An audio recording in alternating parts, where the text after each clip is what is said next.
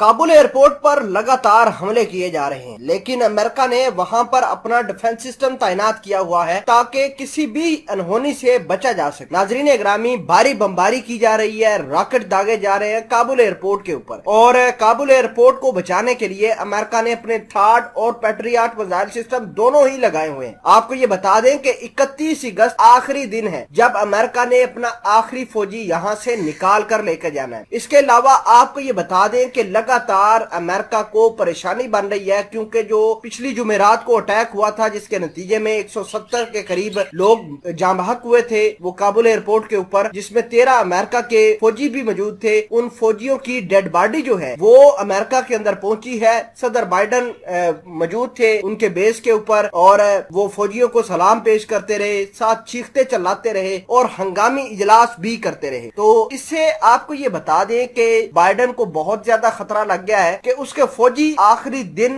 मर रहे हैं और हमारा विड्रॉल मुकम्मल नहीं हो रहा। हम ऐसे वक्त में क्या करें? दूसरी जानब आपको ये बता दें कि काबुल एयरपोर्ट के ऊपर मजीद हमलों का खदशा दायर किया गया है। आज फिर तालिबानों को बताए बगैर अमेरिका ने मुख्तलिफ जगहों पर काबुल के अंदर फजाई हमले किए हैं और अमेरिका तस्दीक कर रहा है। लेकिन दूसरी जानब जो तालिबानों के स्पोक्स पर्सन है जिनका नाम ज़बीहुल्लाह है, उन्होंने कहा है कि अमेरिका बहुत बड़ा ब्लंडर कर रहा है, हमारे पूछे बगैर अफगानिस्तान के ऊपर हमले नहीं कर सकता। मामलात क्या है, तमाम तर चीजें आज की इस वीडियो में हम डिटेल के साथ डिस्कस करेंगे। छोटी सी गुजारिश है कि आप हमारा यूट्यूब चैनल हसनात टीवी को सब्सक्राइब करके पास मौजूद घंटी के निशान को दबा लें ताकि लेटेस्ट न्यूज आप तक पर वक्त पहुंचती रहे। सामईन कदर बात यह है कि अमेरिका के जो थार्ड और पैट्रियट मिसाइल सिस्टम अब एक्टिव कर दिए गए हैं और वो बेस के ऊपर एक्टिव कर दिए, यानी काबुल एयरपोर्ट के ऊपर लगातार अटैक किए जा रहे हैं और अमेरिका के आखिरी फौजी के जाने का वक्त भी आ गया है। अफगानिस्तान के अंदर एक सॉवरेन गवर्नमेंट बनने का वक्त भी आ गया है। लेकिन अहम बात यह है कि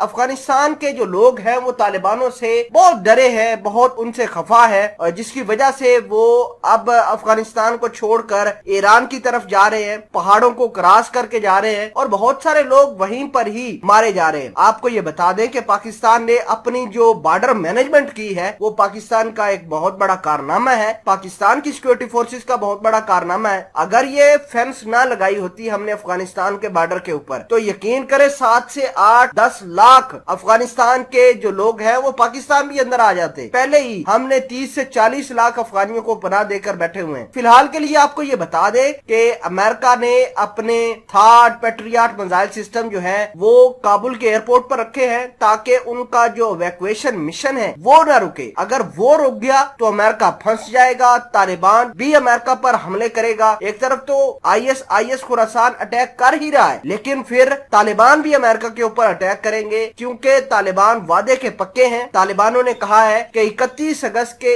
एक दिन बाद एक अमेरिकी को बर्दाश्त नहीं किया जाएगा। आपने किसी और मुल्क के साथ रहना है, अपने जहाजों को लेकर जाना है तो ले जाए, हमें कोई मसला नहीं, लेकिन अफगानिस्तान की सरजमीन पर 31 अगस्त के बाद अगर कोई गैर मुल्की फौजी यहाँ पर नजर आया तो तालिबान उसको मार देंगे।